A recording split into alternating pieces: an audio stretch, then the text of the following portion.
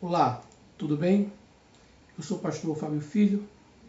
Seja muito bem-vindo a esta jornada de fé e aprendizado.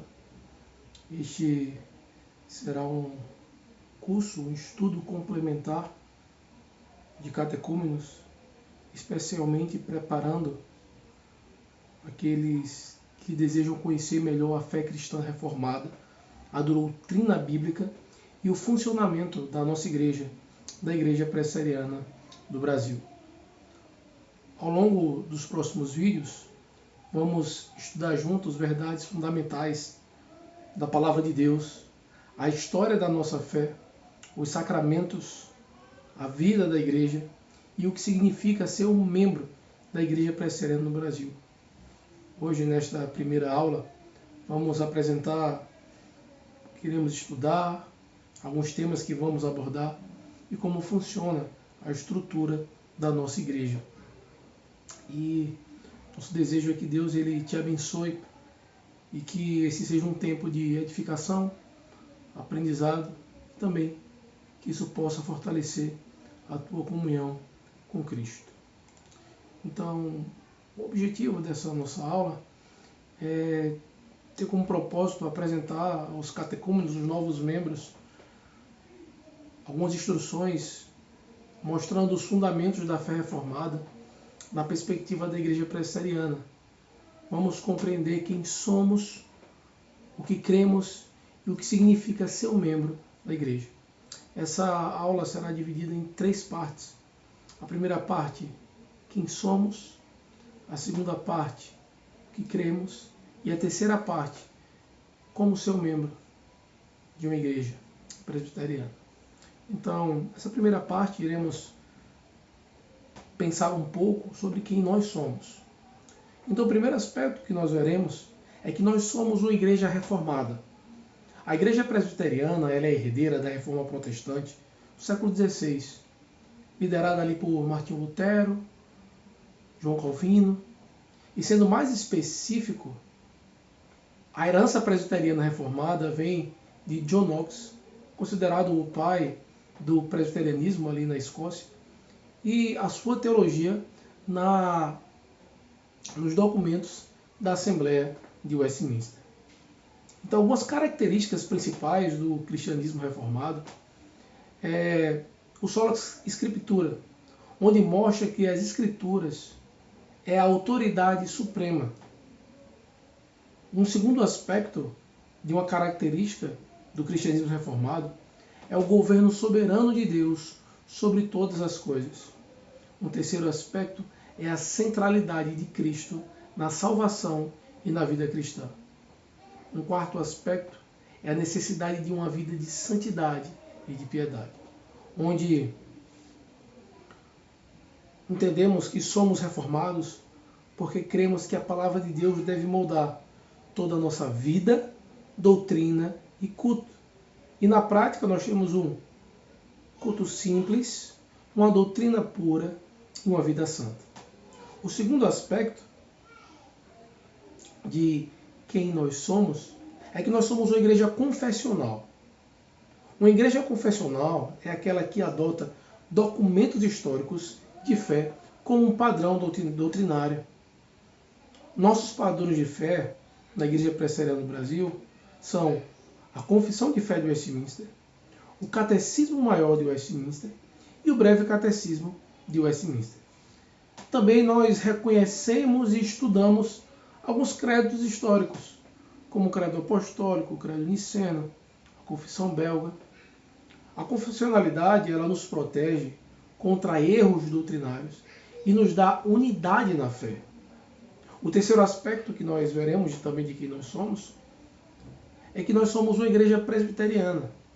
O nosso sistema de governo ele é baseado na pluralidade de presbíteros. Ou seja, nós somos governados por um grupo de líderes espirituais e não por um único indivíduo. Os concílios da nossa igreja, ele tem alguns patamares onde na igreja local há o conselho, que é a liderança da igreja local, Na organização, acima da igreja local, tem o presbitério, que é composto pelos grupos de igrejas daquela região e os pastores que pastoreiam essas igrejas e estão jurisdicionados por esse presbitério.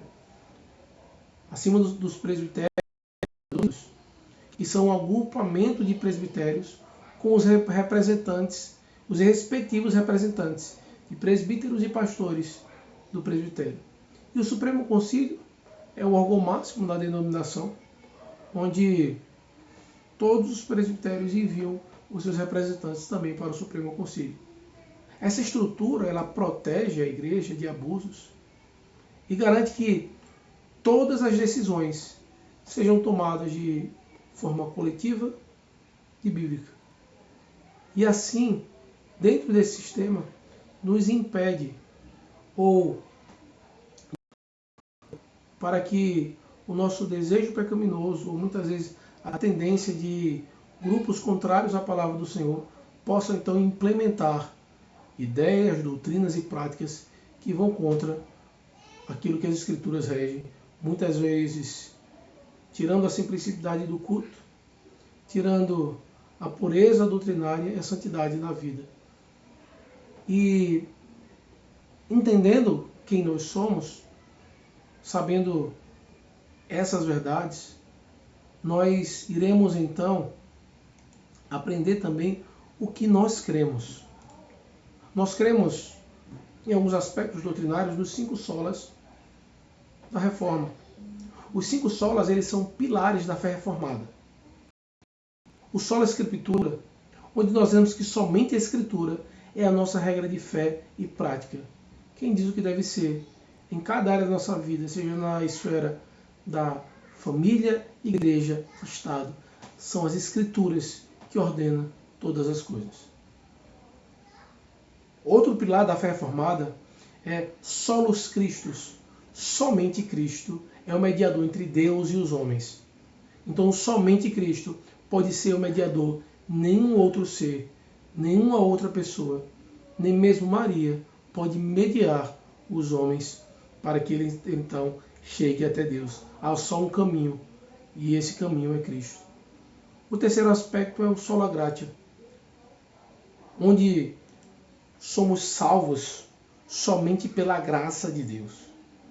Somos salvos pela graça, como diz lá em Efésios, pela graça sois salvos, mediante a fé em vós, que é um dom de Deus. Eu queria abrir um parêntese, porque talvez você pode estar se achegando na igreja, ou conhecendo alguma igreja, e daí você pode tirar um parâmetro do que é a religião verdadeira e a religião falsa diante desse princípio do sola gratia. Por quê? Porque a religião verdadeira fala que a salvação ela é pela graça, não por obras, como diz lá em Efésios capítulo 2. E se qualquer local que você estiver indo buscar a Deus e diz que para que você seja salvo, ou para que você permaneça salvo, você tem que fazer algo, você tem que pagar, você tem que conquistar, isso é uma demonstração de uma religião falsa. A religião verdadeira consiste a salvação pela graça, nas obras e nos méritos do que Cristo já fez. E diante do que ele fez por você, a partir de que você é alguém salvo, a sua natureza é transformada e você começa a viver por fé. O justo viverá por fé. E é onde nós passamos para o próximo pilar, que é o sola fide. A justificação vem somente pela fé em Cristo. Em nada mais. A justificação ela vem pela fé em Cristo. Não é por obras ou por qualquer outra coisa. E por último, o último pilar, o soli deo glória. Tudo é para a glória de Deus. Nós cremos nesses aspectos. Sola Escritura, sola gratia, solus Christus, sola fide, soli deo glória. Outro aspecto também presente na igreja presbiteriana é que nós cremos no calvinismo. O calvinismo é um sistema doutrinário baseado na soberania de Deus e na depravação humana. E ele é muito resumido, relacionado à questão soteriológica, pelos 5 pontos do calvinismo, tulip, onde vemos a depravação total, onde o homem é totalmente corrompido pelo pecado, a eleição incondicional, onde Deus escolheu salvar alguns sem mérito humano. Expiação limitada, onde mostra que Cristo morreu especificamente pelos eleitos. A graça irresistível, onde mostra o chamado de Deus sempre gera salvação nos eleitos. A perseverança dos onde mostra que os salvos nunca perderão sua salvação. E diante disso, quando se fala que nós cremos no calvinismo, as pessoas param pessoalmente na predestinação, nas questões relacionadas à soteriologia, que é a doutrina da salvação. Mas tem vários outros aspectos, principalmente eclesiológicos e morais, princípios de santidade, de interpretação, que o calvinismo, aquele que os presbiterianos creem nesse aspecto, e aí muda a nossa maneira de enxergar, que é nisso também que nós cremos. Não só no sistema calvinista, mas numa cosmovisão calvinista. O calvinismo não é apenas uma doutrina, mas é uma forma de enxergar toda a vida. Isso significa que devemos pensar biblicamente sobre vários aspectos. E aí você deve entender, como presbiteriano, que a sua visão de família vai ser transformada não só pelo fato de você ser calvinista ou presbiteriano, mas é que você vai moldar aquilo que você pensa, a sua mente, pelas Escrituras.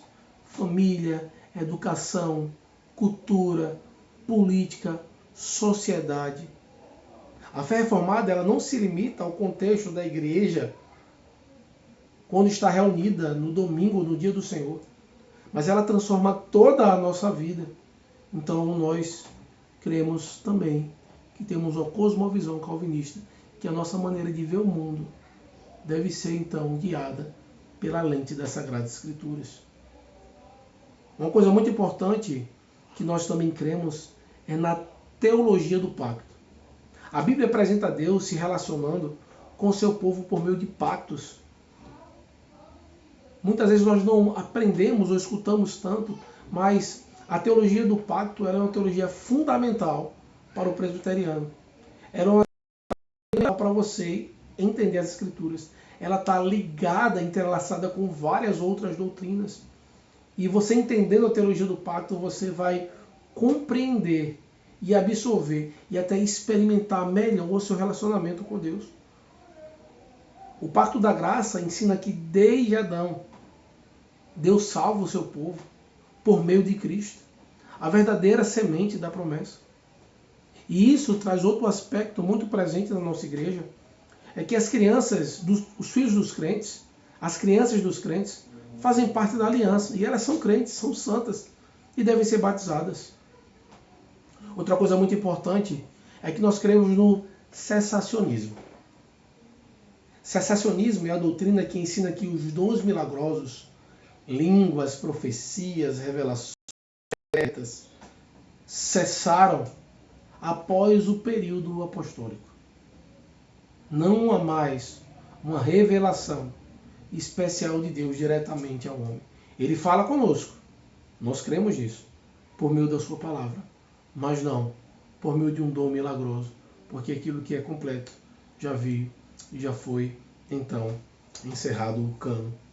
Hoje Deus fala somente pela Escritura, que é suficiente para a fé e a vida cristã. Outro aspecto também que nós cremos é no princípio regulador do culto.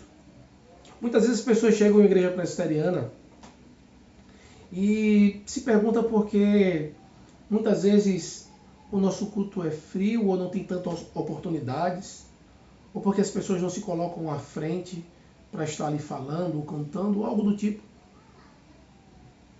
Porque tudo que tem nas Escrituras, desde a mobília, tudo que tem no culto, desde a mobília a tudo que é dito, cantado, lido e pregado, ele deve ser regulado pelas Escrituras. A Bíblia é o princípio regulador do culto. O culto deve ser feito somente conforme a vontade de Deus revelada na Escritura. Isso significa que pregação fiel e leitura da palavra, oração, cânticos bíblicos, sacramento do batismo, da ceia do Senhor, deve ser da maneira que Deus ele instituiu na sua palavra. Nós não devemos introduzir elementos estranhos ao culto, como danças, palmas, encenações ou práticas não bíblicas. Tudo o que tem no culto deve estar presente nas Escrituras, ordenado por ela e claramente deduzido. Então, não devemos acrescentar nada e não podemos perder a simplicidade do culto, colocando as nossas mãos e os nossos desejos para adorar o Senhor. Outra coisa muito importante no meio presbiteriano é que nós cremos numa vida cristã piedosa. E isso nós devemos compreender que não deve ser somente algo intelectual de compreensão, mas que tudo que você ouve e aprende acerca da palavra do Senhor e é bíblico, isso deve trazer um arrependimento e mudança na sua vida. A fé reformada ela enfatiza que o crente deve viver em santidade e obediência a Deus. Não é decorar dogmas ou repeti-los ou saber articulá-lo bem com suas palavras, mas que você seja cada vez mais aperfeiçoado e aprimorado em viver de maneira santa. E como é que fazemos isso? Fazemos isso de algumas maneiras. Alguns textos bíblicos nos ajudam a compreender isso. 1 Tessalonicenses, no capítulo 5, no versículo 17, a palavra do Senhor vai nos mostrar a importância da oração constante. O texto bíblico ele nos instrui a orarmos, orar sem cessar. 1 Tessalonicenses, capítulo 5, no versículo 17, nos diz então justamente isso: orai sem cessar. Então a oração ela deve fazer parte da sua vida diária. Outro texto bíblico que nos traz outra instrução é o Salmo capítulo 1, versículo 2, onde ele vai falar da leitura e meditação na Bíblia, quando ele vai dizer que antes o seu prazer está na lei do Senhor, e na sua lei medita de dia e de noite. Então, diariamente, o cristão ele tem uma vida de oração. Diariamente, ele lê as Escrituras. Outro aspecto importante é a fidelidade à igreja local. O texto bíblico nos mostra a importância de congregarmos, principalmente diante de um contexto em que as pessoas não querem compromisso com a igreja local, são líderes de si mesmo. Quantos aplicam células, pessoas que precisam ser pastoreadas, pastoreando outras, desigrejados, igreja nos lares. O texto em Hebreus, capítulo 10, no versículo 25, nos diz assim: não deixemos de congregarmos como é costume de alguns, antes façamos as demonstrações, e tanto mais quando vezes que o dia se aproxima. A palavra do Senhor nos mostra a importância de congregarmos, de sermos fiéis aonde nós fazemos parte como povo de Deus, onde fazemos os nossos votos. E essa vida cristã, ela tem que ser acompanhada de testemunho e de boas obras. O texto de Tiago, capítulo 2, no versículo 17, ele nos diz assim: assim também a fé, se não tiver obras, por si está morta. Uma vida sem testemunho e sem obras, uma fé em que não traz mudança, em que não tem uma aplicação de vida de boas obras, é uma fé morta. A salvação é pela graça. Isso. Mas a evidência de um coração que foi regenerado, verdadeiramente, é uma vida transformada. Se você é transformado, que tem um coração regenerado, e a sua vida não mudou nada, ou não tem mudado, ou você não quer mudar, é melhor que avalie como está a sua vida e o seu relacionamento com o Senhor. E o terceiro aspecto que nós veremos é você como membro. Você como um membro. Como ser um membro. Então, como é que eu posso me tornar membro de uma igreja presbiteriana? Para se tornar membro da igreja, você precisa ser batizado, caso ainda não tenha sido. Se você não foi batizado na infância, você precisa ser batizado. Você precisa fazer a profissão de fé diante da igreja. Você vai ser examinado pelo conselho da igreja. É importante que você tenha um treinamento, que é isso que nós estamos fazendo, nos propondo a estar te ajudando aqui, complementando com esse vídeo, com esses vídeos. Porque ser membro de uma igreja, ele significa que você vai assumir um compromisso com Deus e com a igreja local. Então, quando você assume esse compromisso, você deve entender que você assumiu um compromisso com Deus. Você não assumiu um compromisso com o pastor da igreja local, com o conselho da igreja local, ou com os irmãos da igreja local. Primeiramente, o compromisso é com Deus.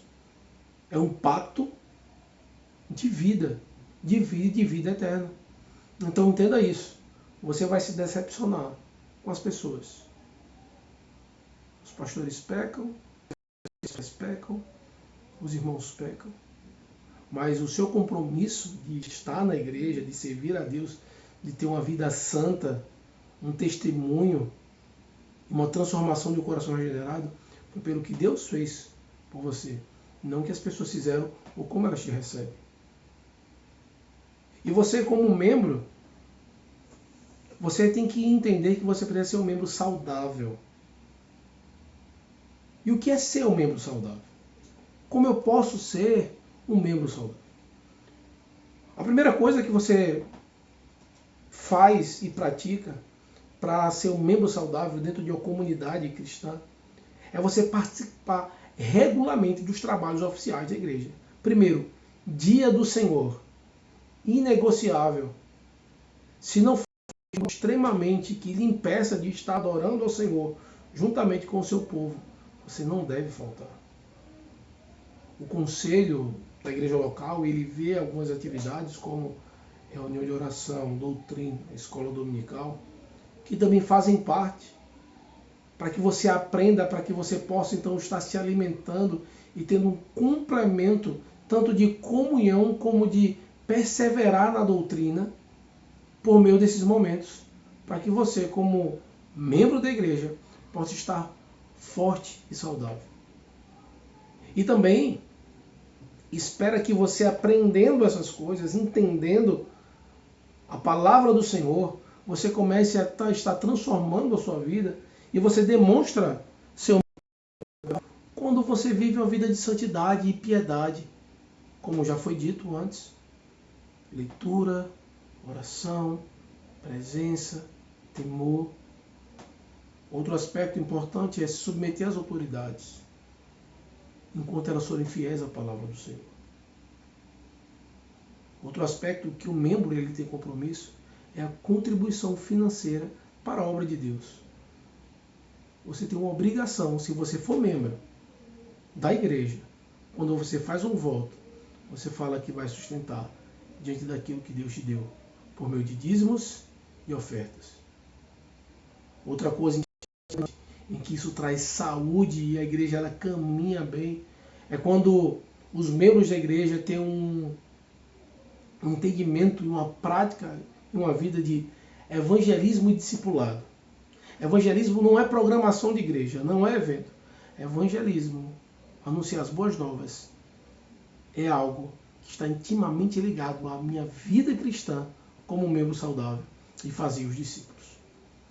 Outro aspecto importante que você deve viver como membro de uma igreja é você no seu lar cultuar a Deus. Se a sua família é cristã, se a sua família toda está na igreja, você como membro saudável, a sua família deve cultuar a Deus em casa, através da leitura bíblica e louvor. Você deve usar o culto doméstico para fortalecer a fé e a comunhão familiar, principalmente se você for um pai.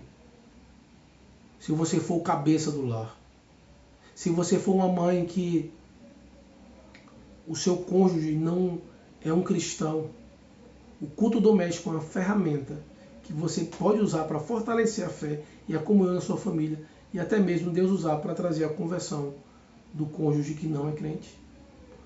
Um quarto aspecto, o discipulado no meio do povo de Deus. Discipular, usar os catecismos, são uma ferramenta importante para aprender a fé cristã. Temos o breve catecismo do catecismo maior, aprendam. Falo sem medo de errar, tenho repetido isso algumas vezes. Se você aprender as doutrinas presentes no catecismo e na confissão de fé, se você for alguém que tiver um domínio, o seu conhecimento teológico, ele ultrapassará mais de 60% a 70% dos ministros presbiterianos. E por isso, estude, procure ser um membro saudável dentro do corpo de Cristo. E por último, para nós concluirmos, o que é que podemos entender? O que é que significa ser um presbiteriano reformado? Primeiro, crer na soberania de Deus e na suficiência das Escrituras. Viver uma vida santa e comprometida com a igreja. Adorar a Deus de maneira correta. E quarto, ensinar a fé às próximas gerações. Então faça essas 4 coisas. Creia na soberania de Deus, na suficiência das Escrituras. Vivam a vida santa e comprometida na igreja. Adore a Deus de maneira correta. E ensine a fé para as próximas gerações e para aqueles que estão próximos a você. Nossa oração é que Deus nos ajude a sermos membros fiéis e tementes a Ele. Pense um pouco. Como é que você pode aplicar esses ensinamentos que você acabou de ouvir em sua vida cristã? Que Deus te abençoe.